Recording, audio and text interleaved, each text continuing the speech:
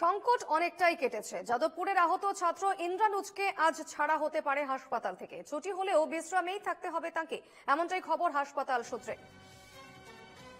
যাদবপুরের আহত ছাত্র ইন্দ্রানুজ রায় তাকে আজ হাসপাতাল থেকে ছাড়া হতে পারে, এমনটাই খবর আসছে হাসপাতাল সূত্র থেকে।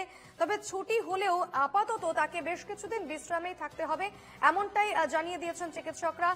কারণ তার যে চোট রয়েছে সেই চোট স্বাভাবিক হতে, সুস্থ হতে আরো বেশ খানিকটা সময় লাগবে, এমনটাই জানাচ্ছেন চিকিৎসকরা। ফলত আজ তাকে ছুটি দেওয়া হলেও আরো বেশ কিছুদিন তাকে বিশ্রামেই থাকতে হবে, এমনটাই জানিয়েছে হাসপাতাল।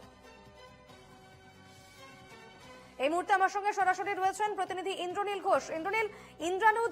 ইন্দ্রানুজ রায় যাকে আজ হাসপাতাল থেকে ছাড়া হতে পারে, কি জানা যাচ্ছে, তার অবস্থা কেমন এবং চিকিৎসকরা কি পরামর্শ দিয়েছেন তাকে?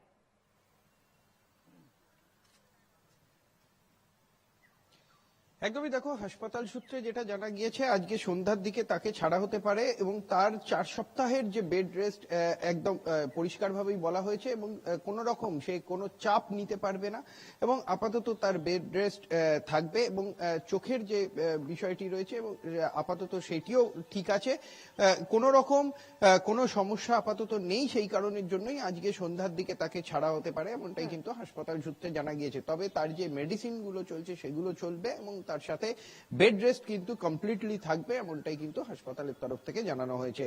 দীপর্ণা, সেক্ষেত্রে তার আজ যেমনটা তুমি জানাচ্ছিলে যে চিকিৎসকরা বলেছেন তার এই মুহূর্তে তার অবস্থা আপাতত স্থিতিশীলই রয়েছে এবং সুস্থ রয়েছেন তিনি, সেক্ষেত্রে তাহলে আরো কেন তাকে বিশ্রামের পরামর্শ দেওয়া হচ্ছে? মূলত আর কি কোনো সমস্যা রয়েছে?